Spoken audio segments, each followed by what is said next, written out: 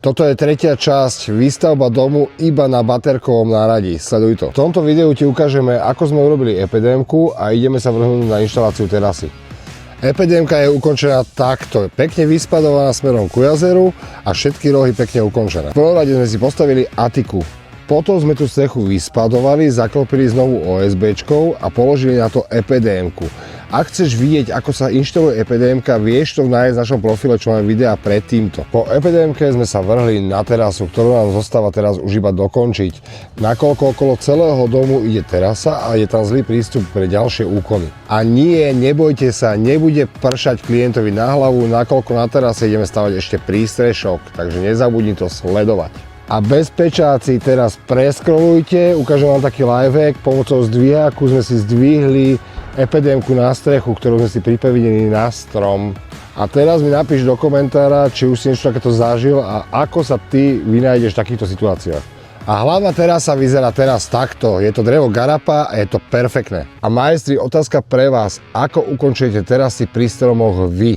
My sme zvolili tento gulatý spôsob, myslím si, že je to krajšie. Ako môžeš vidieť, CP001 máka stále a momentálne si pripravujem materiál na inštaláciu čelovíc terasy.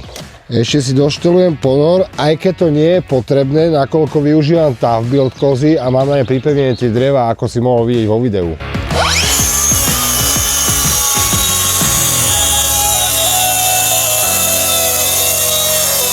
Tak a po ukončení terasových dosiek sme sa do čelovíc, už finišujeme, vyzerá to perfektne a takýto systém sme si našli.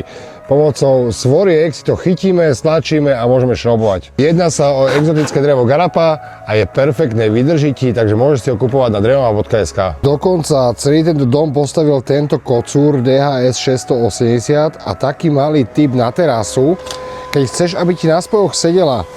Nedávaj si to na nulu, daj tam 3-4 stupne, aby ti to urobilo také Včko, keď to spájaš a ten finál je pekný.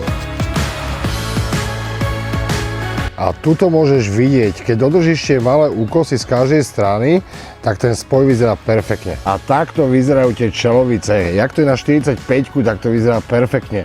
Uznaj sám, ako pekne to vyzerá. A poďme k tej garape. Garapa je exotické drevo a práve táto ležala na zemi a mokla 2 roky. Jedine, čo sa stalo, sú také malé fliačky, ktoré si vybrúsiš, naolejuješ a bude to perfektne.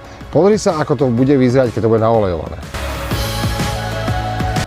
A takýmito krásnymi farbami ti bude tvoja garapová terasa svietiť, ak si ju dáš na svoj dom. Čelovice dodávajú terase finálny vzhľad, takže neboj sa toho, my sme zvolili túto metódu.